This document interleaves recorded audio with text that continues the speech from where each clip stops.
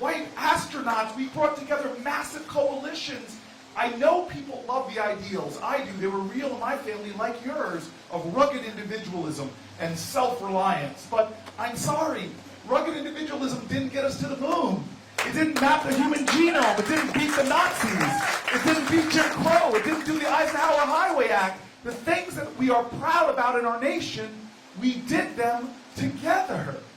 This is the ideal. This is the virtue that makes all of our freedoms and all that makes us special possible. It's what our founders got. We're in a nation that broke with the course of human events. We're the oldest constitutional democracy. And yeah, let's admit that the geniuses that founded this country were imperfect geniuses. They were saturated in the bigotry and the hate of the times. Women were second-class citizens. Native Americans were referred to as savages in the Declaration of Independence. Blacks were fractions of human beings. But where these men were geniuses, is they said, we're not going to found this country because of sameness. We all don't pray alike. We're not descended, we're not from the same family tree. We have different ethnicities. We're founding this nation on those virtues and ideals of freedom and equality, and these fundamental beliefs that we're all created equal. But what they knew to make this work is they said, we've got to make an unusual commitment to each other. To make this nation thrive, it said they said at the end of the Declaration of Independence, to make it as a country, we must mutually pledge to each other our lives, our fortunes, and our sacred honor. Turn on the 24-hour cable stations tonight and see if you see that sacred honor being evidenced. We now live in a nation that we're falling into tribalism where we hate each other just because we vote differently. And what's challenging about this time that we're in is, while we are fighting, we're missing the fact that the lines that divide us, which are real, but those lines that divide us are nowhere near as strong as the ties that bind us. And in fact, we agree on so much more than our politics indicates today. And so what's happening to us now, the reason why I say beating Donald Trump is just the floor, is because I don't want to go back to the glorious days of 2015 or whenever you want to point to before Donald Trump was elected president. Because we had real issues back then. We have infrastructure issues. Literally, we went from the nation in my father's generation of the best infrastructure on the planet Earth. The rest of the world has taken us and passed us by. China just built 18,000 miles of high-speed rail. The busiest rail corridor in America that runs from Boston to D.C., I'm not exaggerating, runs half an hour slower than it did in the 1960s. And from South Korea to Germany, full high-speed internet. Every child has it at home. And I go around Iowa, as well as South Carolina, New Hampshire, and I have children raising their hands and asking when can they access the internet at home. We were the best educators on the planet Earth. Everybody wanted to be us. And you know what? They started investing to catch up to us. And now when it comes to education, we're not even in the top 10 anymore. We have one party that seems to want to defund public education. And what's even worse than this is those other countries believe in something radical called science. where they know that the 80+% of brain development actually happens from the womb to the 3rd or 4th year. So you know what they have? They have universal prenatal care. We are a country, one of the only industrial nations that doesn't have it. In fact, we're so bad with taking care of babies that we lead the industrial world in infant mortality, in low birth weight babies, in maternal mortality. Think about this. It is less expensive to give every at-risk pregnant mother doula care than it is to pay the cost we're paying right now for birth complications and the medical expenses. We are this strange nation that says we love our children, but other countries are putting their money where their priorities at. We don't have universal prenatal care. We don't have universal preschool. We don't have paid family leave. I could go on and on and on, and nothing I'm saying here is partisan. It's competitiveness. It's about our common resources and what we choose to prioritize in this nation. Are we going to give more and more tax breaks, blowing literally trillion-dollar holes in our budget, or will we do like my grandparents' generation and invest in each other? Education, R&D, infrastructure. These are the kind of things that build this great nation. And so I am on a tear right now. I have to say, I am a little, emotional because I see us wasting time. And I see our enemies trying to make our differences worse. I'm not exaggerating. I went about a few weeks ago into the bunker underneath the Senate where we read confidential documents. I want to share some of what I read with you, but I don't want any whistleblowers here I'm sorry, too soon? Maybe too soon. I want to give you guys what one of the things I last read was, which was how the Russians are trying to undermine our democracy. And one of the strategies they're using is to use our social media platforms just to make us hate each other more. There are all these bots out there trying to throw gasoline onto the fires that are already burning between us. And so I want to tell you very clearly, if you want a Democrat in this race who's going to fight fire with fire, it's not me, pick somebody else. But let me warn you, I ran a fire department in Newark, and that's not a good strategy to fight fire with fire. I am running because I believe in us. I know who we are. When we stand together, when we work together, when we fight together, when we invest in each other, that is when America is at our best. And I believe in this day and age, we need a revival of civic grace. We need a more courageous empathy for one another. We need to remember what patriotism is. Patriotism is love of country. And you cannot love your country unless you love your fellow countrymen and women. And let me tell you, love is not weak. It's not sentimentality. Love says, hey, if your kids don't have a great public school to go to, my kids are lesser off. If your kids don't get prenatal care, my children could be bereft of their genius.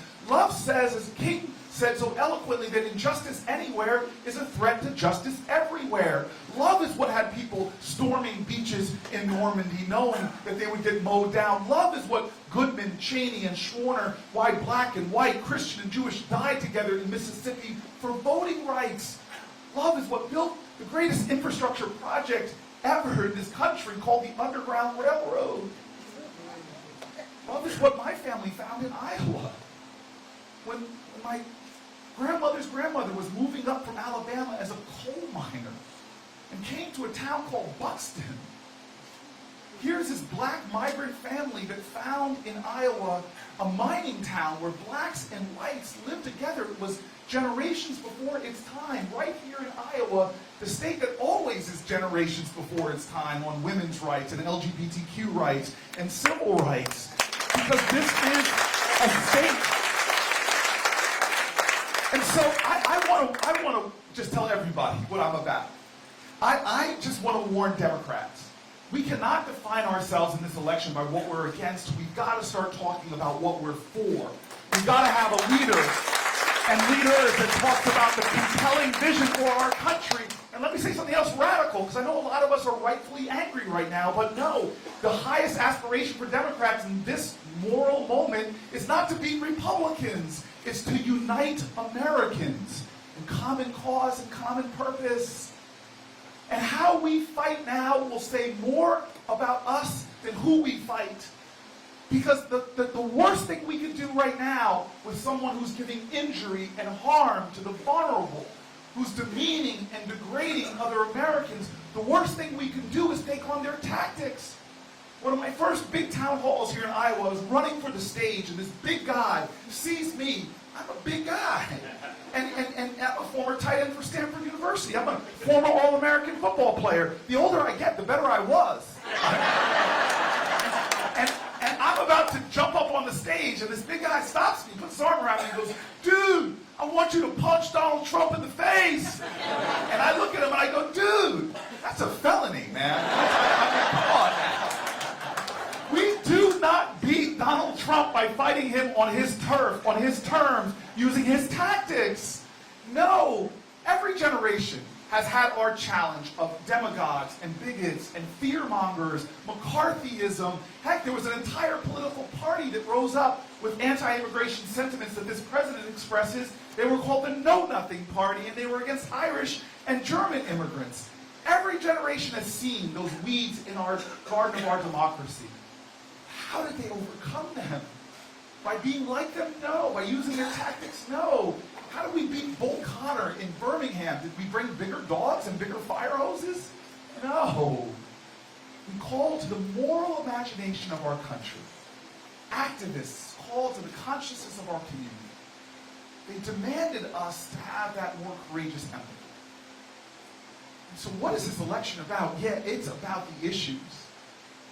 To me, if we're going to do anything from face climate change down, expand healthcare so that it becomes a right for every American, if we're going to do the big things, we've got to create the environment that those things become possible. Because when we switch on our empathy, we change laws. When 4 girls died in a bombing in Birmingham, this country awoke and said this is wrong, and we changed laws. When women threw themselves out windows at the shirtwaist factory fire, someone remember that point in history, and they died on the pavement below, this country's empathy and love woke in, and we changed laws, ended the sweatshop conditions. But now we are showing this impotency of empathy, where fellow Americans die in their synagogue in Pittsburgh or their church in Charleston, and we do nothing. Where fellow Americans die at a concert in Las Vegas or a nightclub in Orlando, and we do nothing. We're the strongest nation on the planet Earth has its children being killed under desks from Newtown to Parkland. And we tell our children this fall that we can't protect you, so we're going to send you to school and teach you how to hide. This is the first month in American history that now, in our public schools, there's more shelter-in-place drills than there are fire drills. This is not who we are. We are a nation. And so I want to end by just telling you my DNA. You want to know who a person is? Ask their origin story. And my origin story is not different than yours. Maybe in the details, but this is the American story. It was 50 years ago, around this time, that my parents were trying to move to one of America's great meccas. I don't know if you all have ever heard of it. It's called New Jersey. And they were looking for houses in the places with the best public schools, and they turned out to be actually white communities. And when this black family in the 1960s would show up, the real estate agent would see them, and they would immediately lie and go, this house has been taken off the market, I'm so sorry, or it's already been sold. And my parents were frustrated, worried, and what did they find? They found a room like this, mostly white folks, that met in the living room in New Jersey, and they were patriots. They didn't care about race or religion. We were fellow Americans. And they said to my parents, we're going to help you, so they set up a sting operation.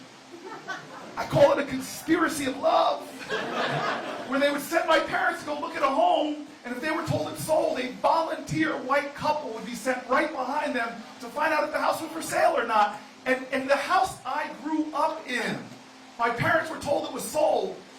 They left, the white couple came, found out it was still for sale. The white couple put a bid on the house. The bid was accepted. Papers were drawn up. The closing was set in the real estate agent's office. And on the day of the closing, the white couple did not show up. My father did, and a volunteer lawyer, a white man named Marty Friedman. And they walk into the real estate agent's office. It should have been the end of the story, but it's not. The real estate agent is so upset that he's been caught in this sting, conspiracy love, that he gets up and punches my dad's lawyer in the face. And he sticks a dog on my dad. And let me tell you, as I was growing up in this amazing town, in this beautiful home, every time my dad told this story, the dog would get bigger. Eventually, it's like, son, I had to fight a pack of wolves to get you in this house. You better appreciate what you have. And so what did I do after Oxford and Stanford and Yale? My dad was not impressed. He's like, boy, you got more degrees in the month of July, but you ain't hot. Life ain't about the degrees you get, it's about the service you give. So I went and moved into the inner city of Newark, New Jersey, where I still live today, and began to fight as a tenants' rights lawyer because people fought for my housing rights. I was going to fight for other folks. And we didn't just turn around and beat slumlords. Heck, we beat a machine and turned around a city. And I went to the Senate, and I got to work, not preaching my values, but living them. Inviting my Republican colleagues out to dinner with me, meeting with them in their office. And some of this was hard. Finding a restaurant, agreeing on a restaurant with Ted Cruz was difficult. I am a vegan. He is from Texas. But we passed legislation, even under this president. The biggest bipartisan piece of legislation passed was on criminal justice reform that I led from the Democratic side in the Senate. But I tell you, along the way, these values, I decided to write them down. I did what a lot of senators do who have a high sense of self-regard. I decided to write a book. And if your name is Booker, it's a lot of pressure. And so I go back to find the people that met in a room, a lot like this, and to find them. And I found the head of that organization from the 1960s to help my family move in, the Fair Housing Council. She was easy to find because at 92 years old, she is still head of the Fair Housing Council in Northern New Jersey. This woman is amazing, luminescent.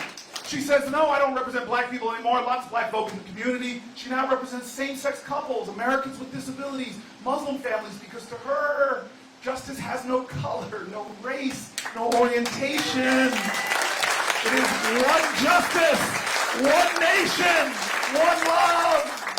And so she confirms a lot of the facts of the story. It was not a pack of wolves, Dad. She sends me to the lawyer. She says, talk to this guy. He formed a whole sting operation. I call this guy up. He's now an 84-year-old retired New Jersey judge. And we get to talking, and he confirms a lot more of the facts. I've got everything I need from the chapter, but one question I had anticipated being in my heart had to ask him, which was why? Why would this white guy in the 1960s, who had just started his business, he was in the middle of a startup, he was barely providing for his family, struggling to make it, why would he suddenly take time out to help black families, not from anywhere in his community, heck, from out of state? Why would he help them move into his neighborhood at a time that people were afraid of white flight and real estate prices going down? Why would he do it? And he says to me, well, I remember the moment I made the decision. I go, well, what was the moment? He goes, March 7th, 1965. And I'm like, that's very specific. What was going on March 7th, 1965? And I know some of you will recognize this date. I didn't. And he goes, well, I was sitting at home on my couch watching TV. And I'm like, okay, well, what was going on? He goes, well, most of America at this point, this is back when we had 3 channels, everybody. Rob is going to correct me because he's so exacting. Okay, PBS 4, Rob. He's a Sesame Street baby. I'm outing him. And he said most of America was watching what he was watching, a movie called Judgment at Nuremberg. And some of you now might remember, if you were old enough to be there in this moment in history, that as America was gripped by this movie, something happened. Suddenly they had breaking news. They broke away from an ongoing TV movie to show a crisis, to show a bridge in Alabama called the Edmund Pettus Bridge. This white guy 1,000 miles away is watching now Alabama as these marchers who started in Selma, they were trying to march to Montgomery, and they get stopped on this bridge, and he watches in horror as what happens next. They get gassed by tear gas by the state troopers.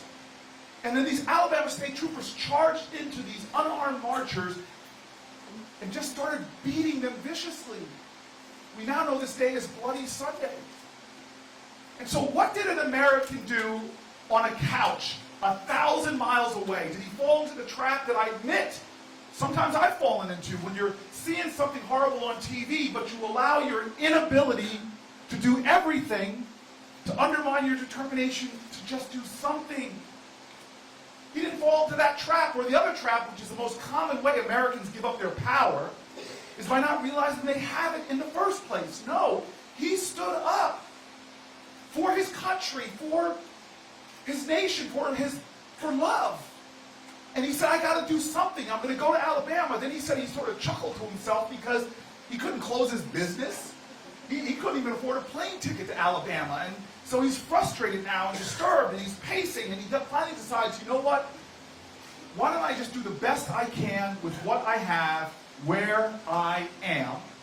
And he decides in his mind that he could spare just 1 hour a week of pro bono work. He calls around to see who needs help. He finds this young woman, now 92 years old, who's like, thank you, hallelujah, I need some help. And the two of them get together and start working, and they come up with this scheme, conspiracy of love, and they get other people involved. People are quick to volunteer. They fill the living room up. 65 turns to 66, turns to 67. He goes, by 68, I get other lawyers involved. It was incredible. We really had it going now. And in 1969, I'll never forget getting this case file handed to me by the head of the organization. And the names on that case file, this family struggling, trying to move up from the South. He goes, Cory, the names on that case file were Carrie and Carolyn Booker, your parents.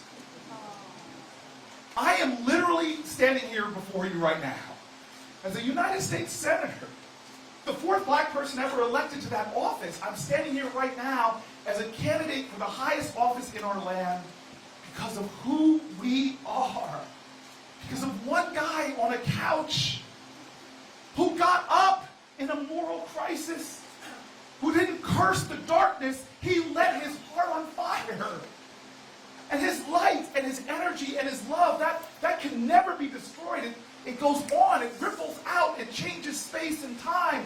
That's the story of America, of how we're here, of why we drink deeply from wells of freedom and liberty that we didn't dig because of folks who in times of moral crisis got up and did something. Ladies and gentlemen, we are in moral crisis right now.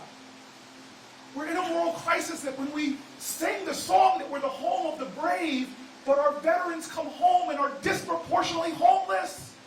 We are in a moral crisis right now. Amen. When we say that we are a nation of liberty and justice for all, but we have a criminal justice system that treats you better if you're rich and guilty than if you're poor and innocent, we're in crisis right now. We're in crisis when we say we believe in life and liberty and the pursuit of happiness, but essential to life is health care. And all across America right now, people are putting aside their life-saving medications because they can't afford it. We say all children, all men and women are created equal. But our public school teachers, who can barely pay their student loans, see the inequality of their children, and they reach in their own pockets to try to pay for something for low-income kids. Ladies and gentlemen, this is a moral moment in America. It's not just a referendum on one guy in one office. This election is a referendum on who we are and who we are to each other. I'm running for president because I believe in us. I believe in patriotism. I believe in the power of love. And if we unleash that, we will beat Donald Trump and we will get to the mountaintop. Thank you. Thank you. Thank you very much. Thank you. All right. Thank you. All right. All right, so Rob and I are ready. They see me all the time. Okay. Their questions are for you. All right, then I'm ready, Rob. The gentleman right here is just standing up strong. And you're a big guy. Are you a former tight end for Stanford University? No, I'm more on the artistic side. Artistic side, yes. I had the opportunity to see you speak in Marshalltown at the bar, same haircut. Yes. I asked you about the VA system, and you had said it was a Byzantine labyrinth, and that you were going to help fix and provide resources to small communities. My husband here is a veteran, David Farwell, David, Senator Booker. That hair is just wonderful. No wonder you guys are together. But I wanted you to expound upon your answer that you had given me, which you said that you said that you had provided in Newark more resources but how would you help service small areas like here? Our current administration is just, in the guise of letting people keep their own doctors, is essentially privatizing the VA. Yes. So And for those of you who don't understand that, they're saying, okay, if you can't get to a VA facility, you can go to a private hospital that in many ways begins to take money out of the system and ship it over into a private system. Exactly. And we have a CBOC here in town, but A community-based outpatient clinic. You're starting to talk like you're from Washington. I want to first of all thank you for the question and continuing to put veterans issues at the front. Because I think it is so shameful that we've seen this massive militarism of our society where we come up with trillions of dollars to put people in the face of horrific physical and mental challenges, and then they often get broken physically on the outside, emotionally on the inside, and then they come back home and they can't get the resources. And the stories from New Jersey to Iowa of our female soldiers having to wait, I'm not exaggerating, months just to get gynecological care, or to see suicide rates so high where we're not providing the mental health care for our veterans. And so you alluded to what I did as mayor, and I really want to just challenge everybody when you interview us candidates, it's not just about asking people what they're going to do. I learned this when I was hiring, that people are really good at telling you what you want to hear. This is not an issue that just sprang up in this presidential election. What the heck have you been doing for the last 10 or 20 years in your career on these issues? And so when I was mayor of the city of Newark, I'm a municipality. We're not a federal agency, but we saw in a low-income community that our veterans were falling through cracks and smashing amidst this chasm of the gaps that were going on. And we decided we were going to take very aggressive action to make this the best thriving space for veterans. And so you should know, when I was mayor, the first thing I did is it's just confusing having to navigate this Byzantine labyrinth to find the resources you need. So we created the first ever in my state, and probably in my region, a municipal one-stop center for veterans. So you just come in, you don't even need to know exactly what you want, but we trained experts to sit there and walk them through the processes. And we had such wild success, I'm not exaggerating. We had people as far away as California reaching out to our veterans one-stop because of the services we created. And then we went about saying, if the federal government is not going to do it, I'm going to get it done.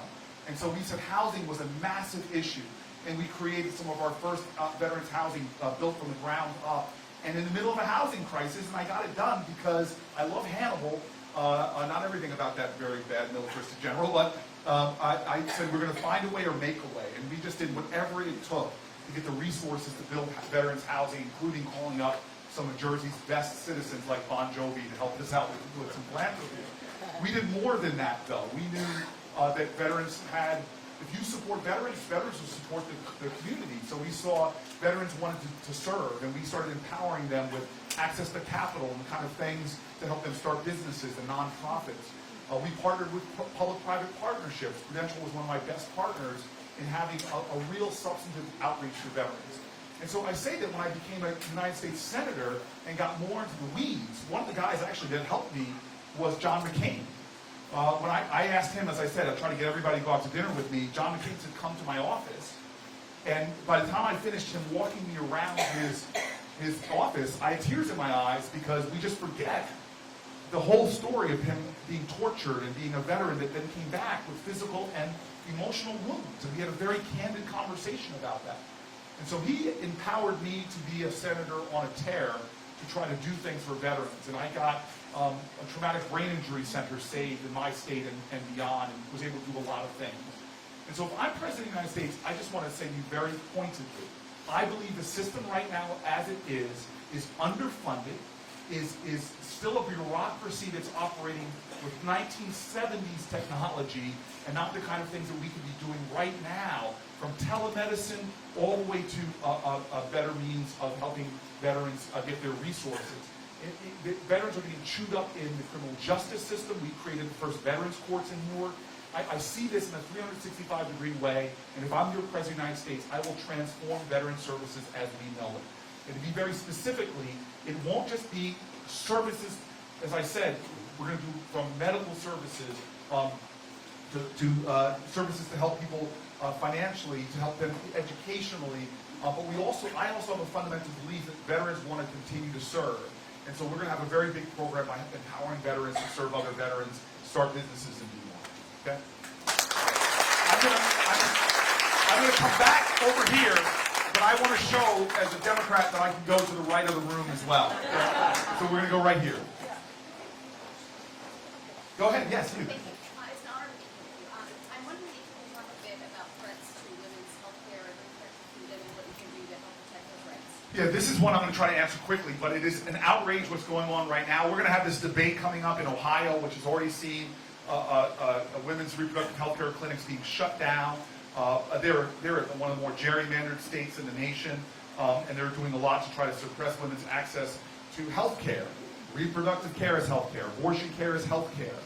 We see this now going on in horrific ways. States like Alabama that say a woman that's a survivor of a rape can't get access to an abortion, and the penalty for an abortion doctors will be more severe than a rapist if their legislation goes forward. And so just to be very pointed to you, I have very strong beliefs on this, and I think it's such a crisis that I'm going to elevate that issue, like past presidents that have done with other crises, like HIV. I'm going to create a White House Office of Reproductive Freedom to begin to coordinate and deal with these issues. And that involves everything from working to codify Roe in legislation, all the way, frankly, to dealing with maternal mortality rates, which are horrific.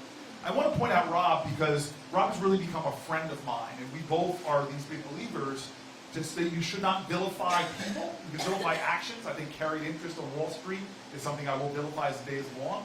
I'm not going to vilify people, though, in general. So one thing Rob and I have had a conversation with as two Christians is about the issue of abortion. And I love that literally Rob and I don't know if this happens in other people, but we have shared scripture together to talk about this issue because we confront people sharing our faith that are very active in trying to deny people rights to abortion. And so what I often say to talk to people who may fundamentally have a different belief on this than I do, then the one thing we should agree on is that we both want to see less of unwanted pregnancies that end in abortion in this country. And so I'm a big believer in data. When I was mayor of the city of Newark, I used to always say, God we trust, but everybody else bring me data. If you're not a deity, I want to see the numbers. So which state has had the most dramatic reductions in abortions in the last decade? Thank you very much. God, you Iowans are so well versed in the issues. It's amazing to me. So Colorado has. And how do they do it? Don't yell it out. Let me have the big punchline, please. They did it not by taking away access to reproductive care, but by doubling down and giving low-income women free access to contraception. And so even if you come at this issue from a different perspective than I do, let's at least agree that we should be not closing down Planned Parenthoods that give free access to contraception, or changing Obamacare, which had free access to contraception. Let's expand those services so that we again give women more control and more agency in their lives, not less. Back over here, yes. And then we'll come right here. I'm very concerned about global warming. We got right here in Winnebago County, which is an agricultural area. Your planks are wonderful as far as they go. You mentioned that you will be supporting sustainable agriculture in your proposals to Congress. Can you tell us how? Yes, and so this is an issue before I was a presidential candidate again. These issues just didn't come up, but I've been working with a lot of farmers in the Midwest about strategies to change our very bad ag bills that often incentivize the wrong things, from corporate consolidation all the way to the massive CAFOs that are destroying our ecology, and start to incentivize the kind of things that empower farmers. And the thing to understand is our heritage, the way farming was done in my grandfather's era, is very different than what you're seeing happening now that is threatening here in Iowa and abroad. The independent family farmers that are in the country who are losing their farms at incredible rates, who are being squeezed by corporate consolidation right now, Monsanto buying up all the companies that are raising the price of their seed products, them having only one person now to sell their goods to, they're getting squeezed. Their share of the consumer dollar down about 50%. I've become really good friends with a lot of people in the farmers union. I almost got in trouble on the Senate floor because I wore their button on the Senate floor, and their button is just 2 letters, F-U. The sergeant of arms came up to me and gave me this look like, what does your button mean? And I'm like, you want to know what my button means? Farmers union. And so I've partnered with the only farmer in the Senate, a guy named John Tester, and we've done a lot of ag bills and pushed a lot of ag issues, I should say, together. Everything from putting a moratorium on ag consolidation, but also starting to incentivize these kind of practices that create sustainable farming, that help to protect the soil. My girlfriend is a moderator on a big movie that's going to be released this week, all about is a narrator rather, all about soil conservation. These are things that we have to take seriously. And in the same way we are incentivizing the windmills you see all over Iowa, we could be incentivizing cover crops that pull carbon out of the air. We could be incentivizing the kind of soil conservation, no-till farming, and so much more. And so I'm a big believer that farmers are the solution to the problem. And if we empower farmers, we can find a big way out. Because I don't care what your global warming views are, it's not enough to simply stop the production of carbon. We have to start pulling more out of it, out of society. And the last thing I want to say about this is King says so eloquently that we are all caught in an inescapable network of mutuality, tied in a common garment of destiny. And what folks don't understand is this northeastern former big city mayor, I know intimately that the producers of the food and the consumers of the food are tied together in that network. And the injustices that our farmers are facing are visited upon the injustices that people in my community are facing as well. And we need to get back to being a nation that incentivizes practices that help not only to protect our heritage, which is a farming heritage, our original entrepreneurs, but also starts protecting those practices that make people healthy, so that we're not doing what we're doing right now, which is, excuse my language, we're screwing over farmers, incentivizing the wrong things, which then it becomes a food system that's broken for an inner city consumer, that's making them sick, and then we're paying again through our healthcare system. This is all interrelated, and we need to start talking about how health and well-being, food systems, healthcare, all of this is part of one system that we need to rebalance and re-empower for our health and well-being. Thank you.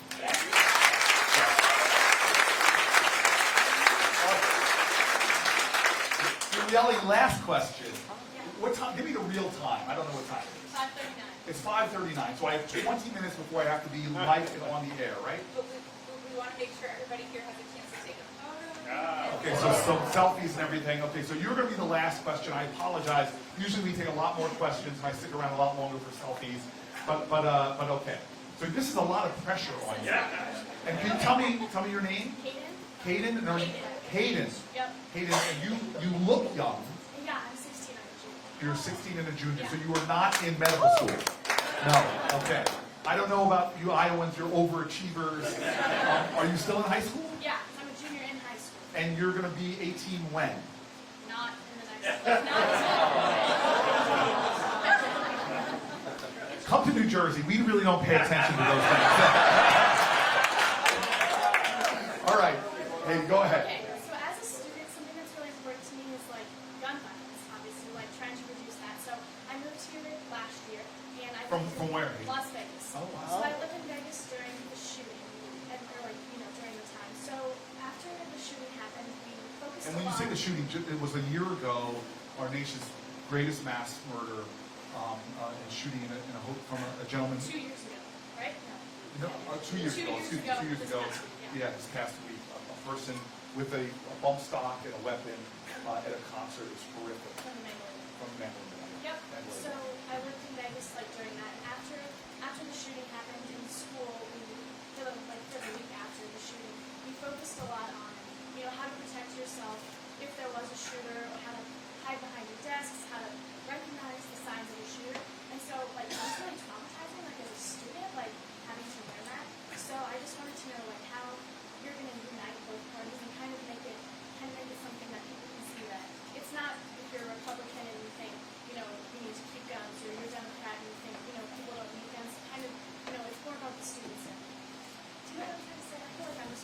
No, you're not rambling at all.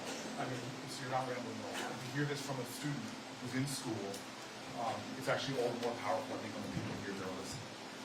And I mean, there's a lot of people in this election and a lot of choices that Democrats here in Iowa are going to make. And Democrats here in Iowa will most likely, I think more so in this election, really decide the trajectory of this campaign.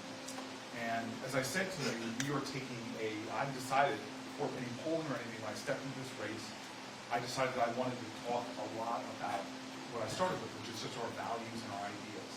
And I admit to you, I think we have the best gun safety plan. I hope people will go on corybooker.com and check it out, but that's not enough. It's just not enough.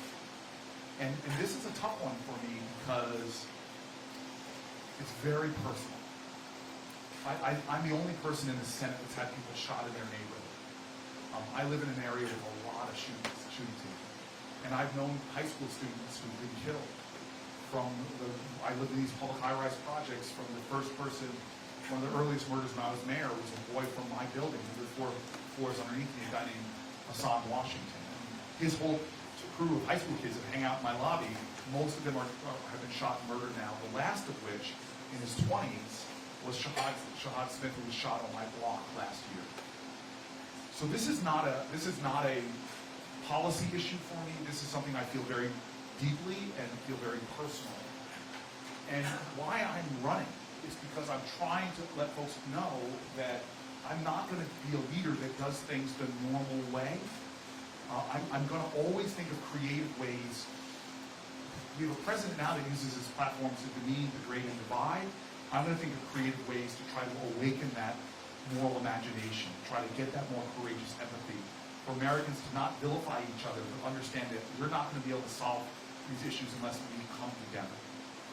This is the greatest challenge we have in the sense that if governments are formed for the common defense, then right now we've had more people die in the last 50 years through gun violence than all the people who died in every single war in our country's history combined. From the Revolutionary War till now, less people have died in those wars than are dying from gun violence in the last 50 years alone. And so I just want you to know that I promise you, if I am president, gun violence is not going to be a distance policy issue or part of some strategy. These are wounds that I carry in my heart from people I've known who have died. And I want to challenge you, because I'm going to say this to everybody. And this is a warning, again, you have a lot of choices in this campaign, so let me give you perhaps the biggest warning you've heard from a presidential candidate, that if you vote for me, and I become your president, I'm going to ask more from you than any president has ever asked of you in your lifetime. And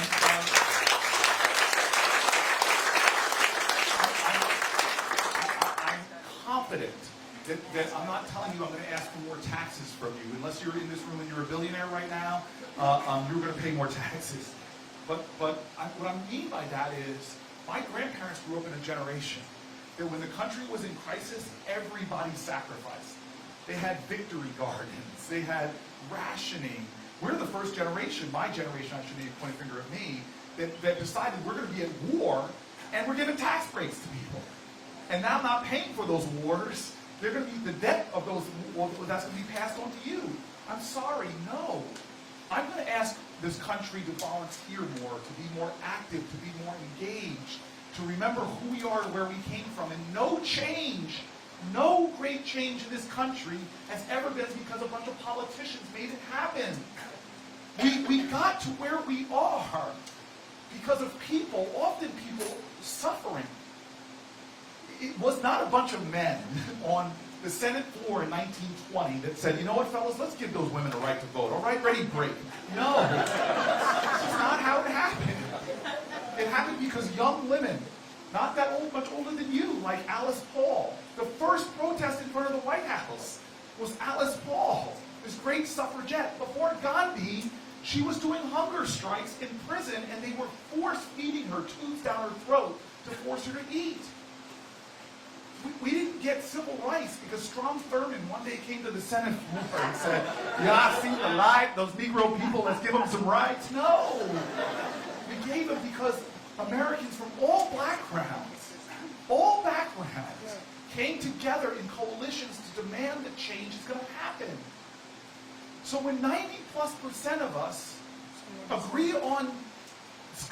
sense gun safety and it's not happening, I want to blame the corporate gun lobby. I want to blame the NRA, but I have to say, what King said is that what we have to repent for in our day and age is not just the vitriolic words and violent actions of the bad people, but the appalling silence and inaction of the good people. And so I know what we're capable of, but my whole presidency will be about trying to engage and ignite and energize people. Donald Trump, I know people are upset he's in office, but he got less votes than Mitt Romney did. And we shellacked Mitt Romney in the Democratic Party because we had a high voter turnout. And so I'm going to end with just literally tell you one of the most painful moments of my life. And I'm not exaggerating. Because I just want you to know what drives me. I lost my first mayor's race. There's an Oscar-nominated documentary about it called Street Fight. Watch it. It's very ignominious and shameful. No, I'm joking. But if you're going to have a failure in life, have a documentary team there to capture it. Okay? And it was 4 years, so I got to run again. And it would eventually win, but right in the middle, lost in 2002, 2004, a long way, and I'm still smarting from this loss, but I didn't give up, didn't leave the community. I'm living in high-rise projects, and I'm walking in the neighborhood. My dad comes up to visit me for my birthday, and I'm walking along, and gunshots ring out, which I'm sad to say is not an uncommon noise in my community. And I run towards the gunfire. Off-duty cop is actually there too. We both run up the hill, and there is a teenager with gunshots in his chest. This is one of the most gruesome moments of my life. The glorification of violence in this country, what we see on TVs, it is nothing like seeing somebody with multiple chest wounds and trying to stop this person from bleeding to death. I'm screaming at people, call the ambulance. My hands are in his chest, trying to stop the blood that just seemed to come from everywhere. I'm yelling at him to stay with me, please, but now he is not breathing. Foamy blood is just pouring from his mouth, and I don't know, I don't have training, so all I do is stick my hands in this child's throat and try to clear a way for him to breathe. Please, breathe, please, breathe. The paramedics come up and push me out of the way, cut open his shirt, and I see the wounds in his chest. But I know at this point, I am sitting there stunned that I just had a person die at my hands. And I'll never forget going down that hill, seeing my dad's face looking at me, and I just told him to go back to my apartment in the projects. The police director for the mayor who beat me looked at me with just like fear, worry in his eyes. He tells me to this day that I look just utterly traumatized. I can't tell you, I don't even remember how I got back to my apartment building. And I just remember that moment when my dad, your father who you love, opens the door, and I still remember that expression on his face when he sees me covered in another child's blood. And I couldn't talk to him. I could not talk to him. I just pushed past him, went into the bathroom, closed the door, and tried to scrub another boy's blood off of my hands. And that's when I broke. And I've never felt such anger and rage come out of me. I was so angry at this nation that we say liberty and justice for all, but children are dying in my community with a regularity, and it doesn't even make the news. I'll never forget this jumping in the shower, turning the water on so hot, hoping that the pain on the outside could numb the pain on the inside. Going to bed that night, barely sleeping, and waking up the next morning, not wanting to look my dad in the eye because I didn't want him to see that the light inside of me had gone out. I was done. I felt like giving up. This made no sense. The problem seemed so big, and I was not making a difference. And I walk out of my buildings, and lo and behold, the only person in the courtyard then was the tenant president of these buildings, this elderly African-American woman, about 5 feet tall, who was this tough woman. And I knew right away her son was murdered in the building in which I lived, but she never left those buildings. She had stayed in those buildings even though her son was murdered, once telling me before that she stayed in those buildings because she always felt like she was in charge of Homeland Security and she would never go. And so this elderly woman sees me walk out. She knew what happened, and she just puts her arms out like this. She doesn't say a word, and across the courtyard I knew exactly she was giving me exactly what I needed. I ran across that courtyard, and she held me in her arms. And I'm broken, and I just lose it, and I just start weeping on this woman's shoulder, just crying all my hurt, all my rage, all my feelings of helplessness. And she just starts rubbing my back and saying 2 words over and over and over. And that's what I want to end on. These are the 2 words I want to give you. They have nothing to do with religion, but everything to do with our civic gospel. And they're 2 words that speak to our truth of how we got here through the most wretched pain and hurt, murders and bigotry, discrimination and division. These 2 words, she just gave them to me. I held on to them when I was mayor and would say them on my toughest days. I've said them as a senator on those days. I feel like I'm pounding my head against walls of implacable resistance. Heck, I've said these 2 words when I'm getting on my 4th plane of the day, flying around this country, leaning on the love of and the goodness of audiences like this. And this woman is rubbing my back. This survivor who had her son murdered, who's holding a guy who would go on to be a mayor and a senator and God willing, president. She says to me very simply the 2 words as she's rubbing my back, and they are, stay faithful. Stay faithful. Stay faithful.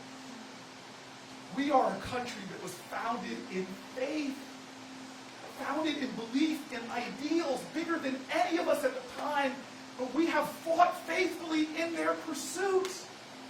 And we join together in the fight, different races, different religions, men, women.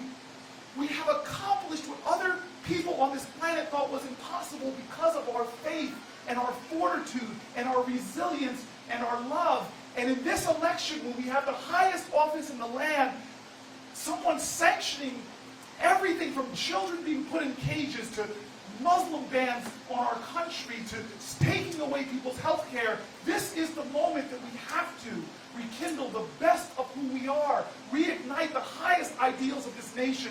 And if we do it right now, if we stay faithful, if we ignite those ideals, if we remind people what patriotism really means, and I promise you, this will not be the darkest times of our country. I promise you that we will not perish in some pit. I promise you that our yesterdays will not be brighter than our tomorrows. If we can come together with that spirit of America, I promise you, we will rise. Thank you, everyone.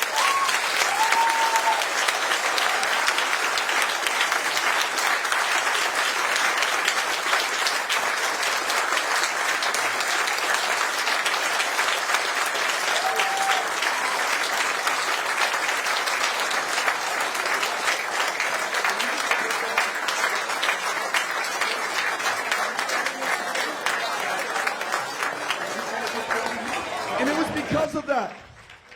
It was because of that fact, the thing that makes us so special, the magic here in Tucson or in El Paso, that a man armed with an AK-47 drove more than 600 miles, armed not just with that weapon of war that was designed and engineered and sold to the militaries of the world because it is devastatingly effective at killing people effectively, efficiently, in as great a number as possible. He was also driven by hatred and racism and intolerance that has defined the American experience for as long as there has been an American experience. A racism brought out into the open by this president who described Mexicans as rapists and criminals, talked about asylum seekers who've traveled 2,000 miles, much of it on foot, some of it atop but not inside a train known as the Beast or La Bestia, to show up here as vulnerable, as desperate, as defenseless as a human being can be. And to them, not only did he put their children in cages and deport their mothers back to the very countries from which they fled, not only has he lost the lives of 7 children to date in our custody and in our care, but he described them as an invasion, as an infestation, as predators, as animals. And in Florida this year, at a rally, at one of his big MAGA events, when he asks, how are we going to repel this invasion? How are we going to stop these immigrants? Someone yells out, shoot them.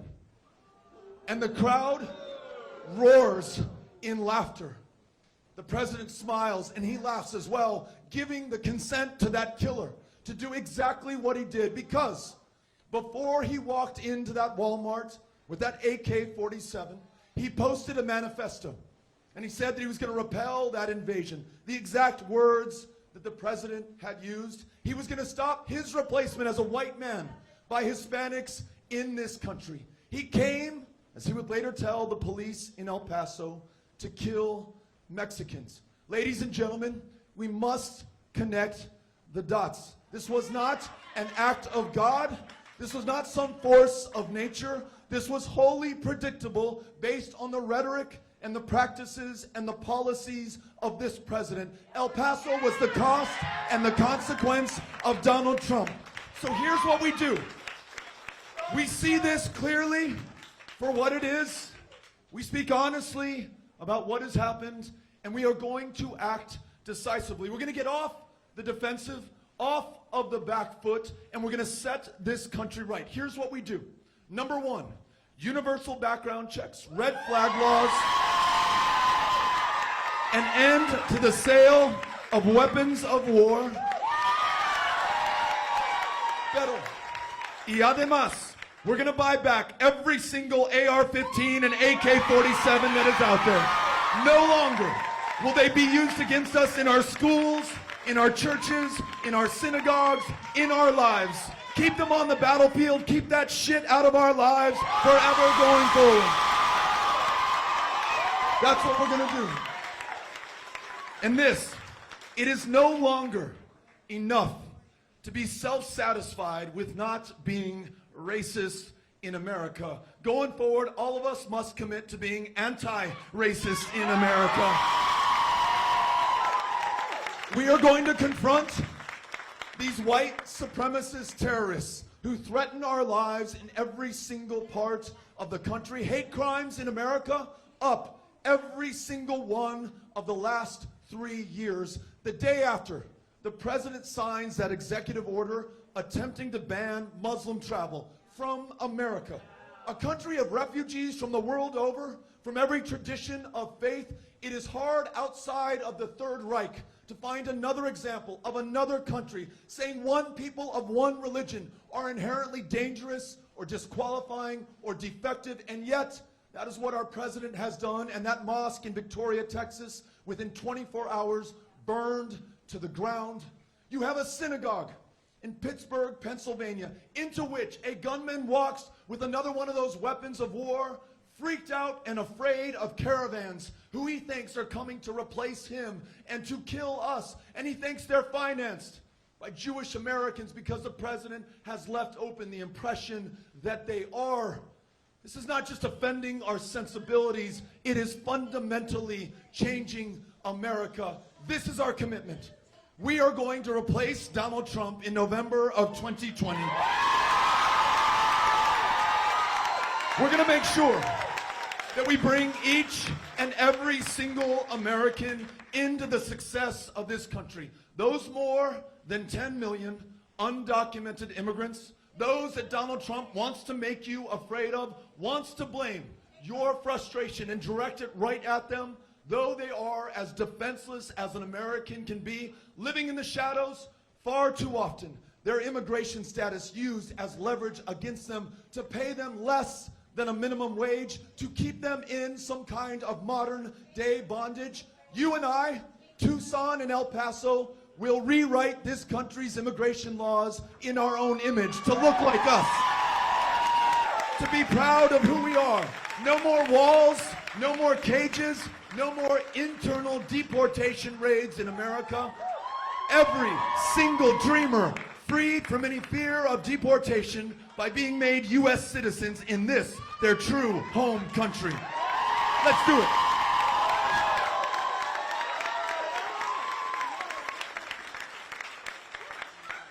We're going to make sure that we bring everyone in and ensure that everyone who is brought in is well enough and healthy enough to pursue their potential and to guarantee that this country will reveal its promise. In the wealthiest country on the face of the planet today, there are people dying of diabetes because they do not have the copay for insulin. People succumbing to the flu because they don't have $119, which is their copay for flu medication. Dying of curable cancers in America. Tens of millions unable to get the care that they should be able to receive. And when they do, getting it in an emergency room or in Texas, where the #1 provider of mental health care services today is the county jail system, where the largest inpatient provider is the Harris County Jail. You have our fellow Americans with schizophrenia and bipolar disorder and clinical depression literally being forced to get arrested on purpose to go to the one place where they are guaranteed care in America today. We meet that not just being defensively, not just apologizing for what we've done, but for going on the offense and ensuring that we have guaranteed, high-quality, universal care for every man, woman, and child in America. That is primary care, that is mental health care, and it is every woman making her own decisions about her own body, having access to the care.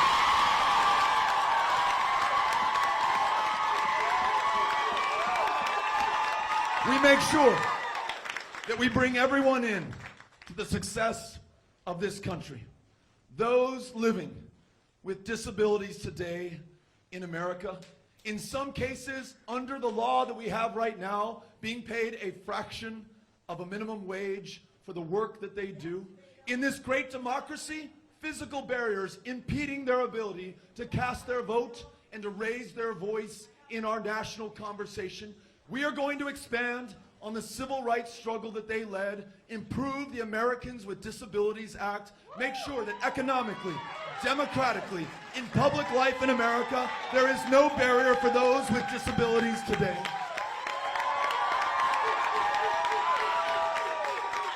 We're going to make sure that in a country where in some states, like my home state of Texas, I'm ashamed to say, it is still legal, though it is not okay, to fire you based on your sexual orientation. In a state like mine, 30,000 children in foster care and child protective services so under-resourced and understaffed that until recently those kids were sleeping on top of or underneath the desks, and yet in Texas, it is perfectly legal to refuse to adopt one of those children to a couple that is gay, by law, under the guise of religious freedom and protection. That is why not only will we defend their right to love whoever they please, to be however they want to be, we're going to sign into law the Equality Act to protect their full civil rights as well. We're going to look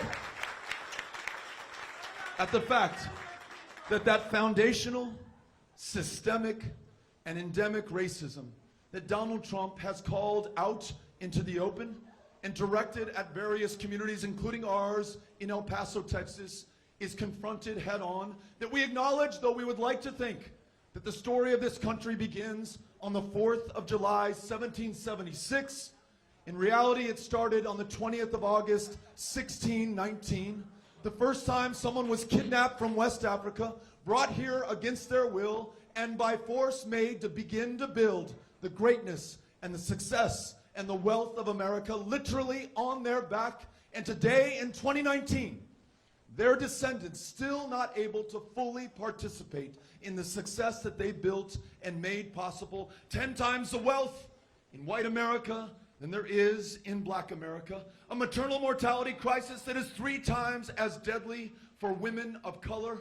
In a kindergarten classroom, 5 times the chance you will be disciplined or suspended or expelled if you are a child of color. A schoolhouse to jailhouse pipeline that begins when you are 5 years old and completely defenseless against the system into which you were born, producing the largest prison population on the face of the planet today, one disproportionately comprised of people of color.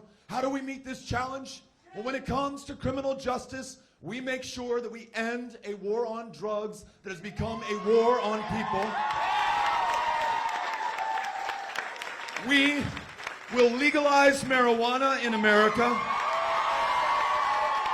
We will expunge the arrest records of those caught in possession of something that is legal in America.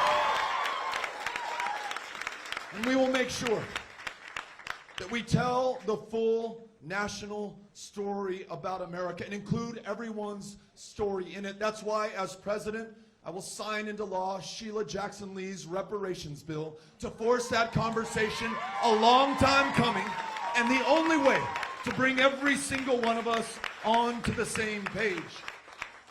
Lastly, when it comes to the fact that you and I are cooking this planet and are about to exceed more than 1.5 degrees Celsius over pre-industrial revolution levels, the places that we call home today, including Tucson and El Paso, along this trajectory will no longer support human life, and the droughts and the fires and the floods and the storms that we see today that are a product of our emissions and our excesses and our inactions in the face of the facts and the science and the truth, all of that will pale in comparison compared to what is about to come our way unless we change course now. The solution? Fully free America from any dependence on fossil fuels. Fully embrace renewable wind and solar technology and the high-wage, high-skill, high-value jobs that come with them. Give farmers the ability to plant cover crops to pull more carbon out of the air, leave more of that carbon in the soil, regenerative farming and agricultural practices, every single one of us doing every single thing we can, meeting this challenge not with half steps or half measures or only half the country, but all of us doing all that we can at this moment of truth. Only then will we have any chance of delivering a planet to our kids and grandkids in which they can live and hope to do better for themselves and the generations that follow. When we get to the year 2050, the backstop to get to net zero greenhouse gas emissions, I want my kids to look back on us with pride, to know that we did everything that was asked of us at this moment of truth. The last thing I ever want them to ask of themselves or anyone else is, who were those pendejos of 2019? Ladies and gentlemen, we cannot be those pendejos. We have to be the Americans that the world was promised, the example set for the rest of the planet, to exhibit the moral leadership to be able to convene those other powers to do their part as well. In other words, we're going to meet that fear with our courage and our confidence. We're going to meet those walls and cages with our ambitions and our aspirations. We're going to meet the defeatism and the despair that so many people feel in America today with our resolve, with our creativity, with our ability to meet the challenge of this moment and make every generation that follows ours proud of the people of 2019 and 2020. I am so grateful to be running to serve as the next president of the United States of America. And I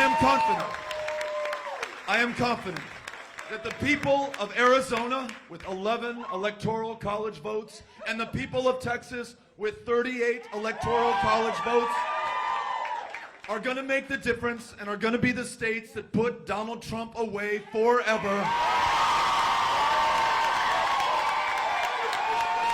and bring a very divided and very polarized country back together again.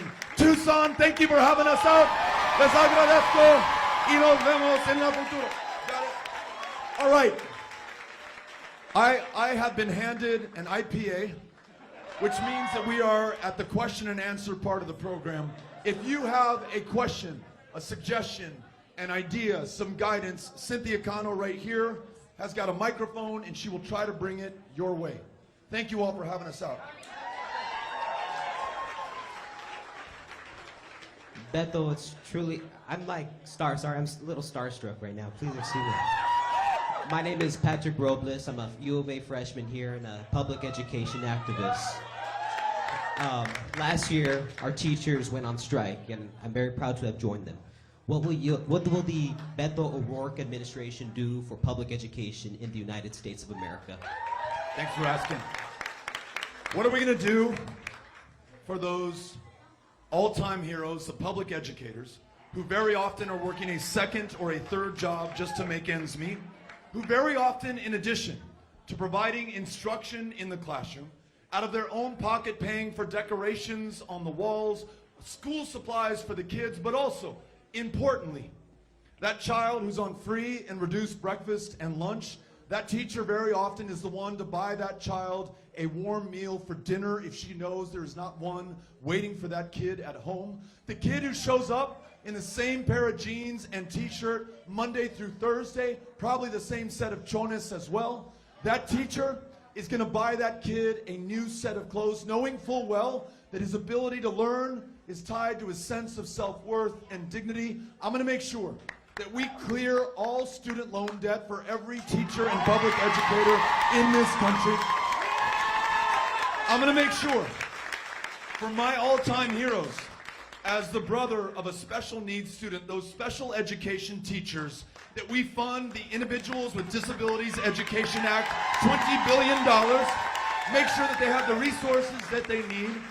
And then this, let's be honest, segregation in public education in America today, in some cities, is worse than it was in 1954 on the eve of Brown versus Board of Education. The funding gap between white majority school districts and minority serving school districts is $20 billion a year.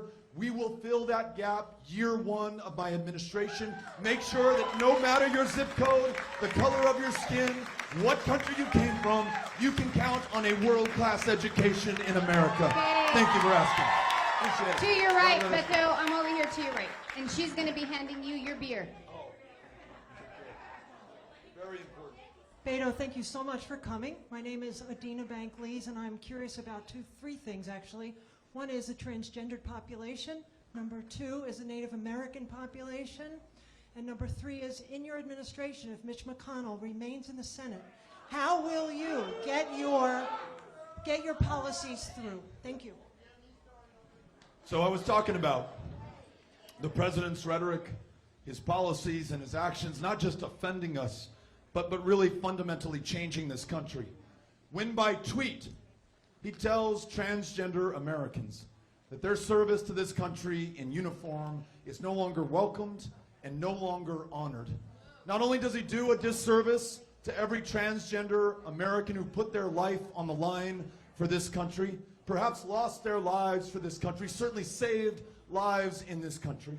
He has declared that it is open season to treat transgender Americans less than other Americans. Transgender women, especially transgender women of color, are being killed in this country at an alarming rate with almost complete impunity. I'm going to make sure that if there are not the resources at the local level or the willingness to pursue justice in those cases, that I bring in our Attorney General, my Department of Justice, to make sure that justice is served in each and every single one of those murders and cases of violence.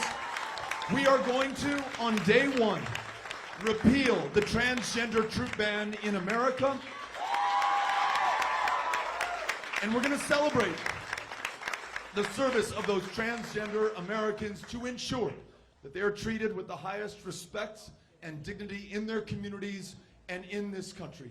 Además, we talked about signing into law the Equality Act that guarantees statutorily that the full civil rights of every American will be respected and enforced regardless of their sexual orientation. It is about time, and I cannot believe that we have to say this in 2019, that we get this done. The other question you asked, two questions. One on the political makeup of the Senate. We're going to make sure that we win those Senate elections across the country. We were going to make sure that we produce a majority that will pass the agenda that we have described. But if, by some stroke of misfortune, Mitch McConnell is still the Senate Majority Leader when I am president, we're going to make sure that we go to the people of Kentucky and Missouri and Ohio and Iowa and every state that has a Republican U.S. Senator to make our case on climate, to make our case on every woman making her own decisions about her own body, to make our case on immigration reform, to make our case on gun violence so that we follow the lead of those moms who demand action in this country. In other words, to follow the lead of those who are standing up, who are marching right now. It is the only way that we've overcome obstruction in the past. I think back to the Civil Rights Act and the Voting Rights Act of 64 and 65. How did a white majority country ever decide they were going to cede political power to a minority who had been kept down by law ever since the end of the Civil War? It wasn't Lyndon Baines Johnson, although he signed that into law. It was those students in Birmingham, Alabama, who led the Children's Crusade. It was those students from North Carolina A&T who integrated the lunch counter at the Woolworths. It was the Freedom Riders. It was Rosa Parks. It was John Lewis. We're going to follow the lead of civil rights leaders today and make sure we form the political will to get it done. You had one more question in the middle. So, here's a really good question. We talk about the brutality upon which this country was founded. I'm reading a book right now about the Cherokee Nation and the push to move them further westward ever since the beginning of this country. To take their lands and in return to give them nothing. To deal death to those communities without ever making it whole or right or repairing the damage done. Not only must we stand up for those Native communities today where women are also being killed with impunity, most often by people who are not members of those nations, where we do not allow tribal government to fully enforce the law and adjudicate the consequences for those who have broken trust and taken the lives of our fellow human beings. We also have to look to those Native nations to help lead the way on our greatest challenges today. I'll give you one example. I was just with the Meskwaki Nation in Iowa on their settlement, where they are leading the way on confronting the challenge of climate change. They're going to ensure that the waters that run through their lands, the air that their people breathe, is regulated such that it's good not just for them, but everyone upriver and downriver in the United States. What if we allowed Native Americans to help lead the way on the greatest challenge this country has ever faced? So we will continue to show up for them, to listen to them, and to follow their lead on this and all of the important issues before us. Thank you. Okay, but they're the same area. Look straight down the middle. To your right, to your right, to your right. To my right, Here we sorry. go. Following a lot of people here. Hi, Mr. Beto. So my name's Amy Paul. I'm a sophomore at the University of Arizona, and I was wondering, so in recent years, the Supreme Court has become a lot more politicized. We get a lot more decisions that are 5-4. So I was wondering if there's anything, or what do you plan to do about that? If there's anything you can do, plan to do about that? Great question. Let's make sure that at every level of government, whether it is the mayor, member of Congress, the U.S. Senator, the president, or the Supreme Court justice, that there is some fixed horizon on the power that they hold, set term limits at every level of government, including for the Supreme Court. It will reduce the temperature in the nomination and confirmation battles. It will ensure that there's a more regular turnover. We will not have to be constantly praying for the longevity and life and health of the justices who are on the bench today, because we will have a predictable political solution to the challenge that we face. But in addition to that, I think it's very important that we set it clearly now that we will set certain parameters for any nomination that we will make. One, they will respect the rights of people instead of corporations. After Citizens United, we have to make sure that corporations are not treated as people, money is not treated as speech, and corporations are not allowed to spend unlimited amounts of money to influence and purchase the outcomes of our elections. We're going to ensure that the 1973 decision, Roe versus Wade, remains the law of the land. And we're going to guarantee that the full civil rights of every single American are respected, Respected not just by those of us here today, but those whom we place in positions of power and public trust on the Supreme Court. That's the way that we'll approach this issue. Thank you, Amy. Appreciate it. Okay, straight down the middle, same spot. Here we go. I just need to listen. So,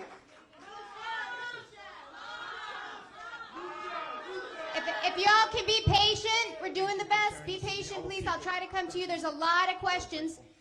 Beto, here's the next question. Right over here, over here. I don't know where. Okay. Right here. Hi, my name is Eric Dupree. A lot of us have been following the case of Amber Geiger, who was just sentenced to 10 years in prison. For those who don't know, I'm sure we all do, but she walked into the house of a black man and shot him in cold blood and killed him. Now, with how racially divided the current president has made this country, I can't help but feel that if roles were reversed, the sentence would be a lot worse for a black man or any minority in the country. So I guess my question to you is, what do you feel like you can do to ease the racial tension in America and have us convinced that the justice system is a fair system? We're going to take a quick break. If we have some cold water.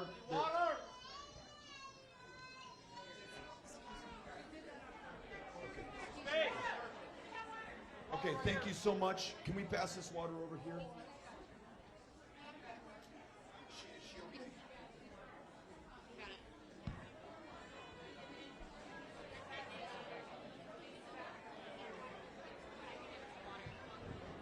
Okay, somebody needs to call 911. Call 911. Excuse me.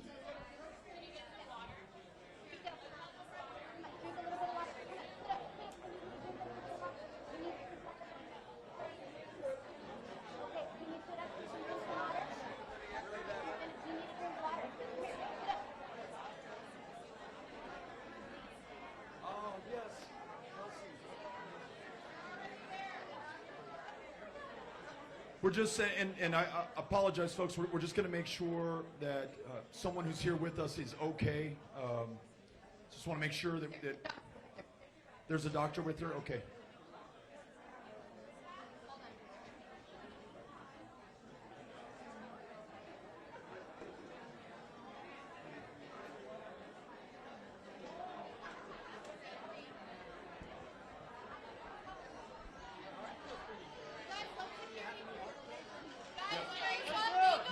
We're gonna clear a path.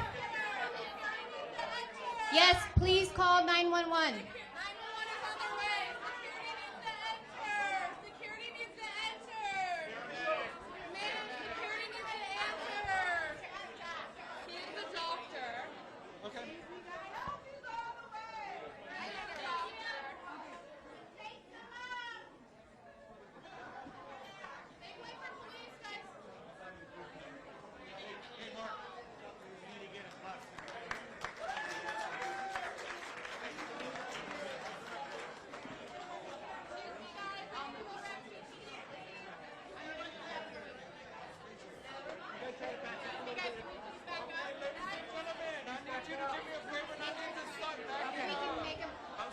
If y'all want to take a step back, please. They need a hole so they can get her through.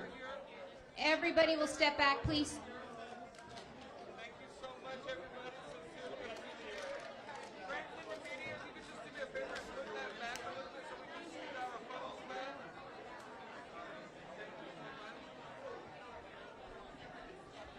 Here's some water. There's some water. We gotta stop. We gotta make sure she's okay first.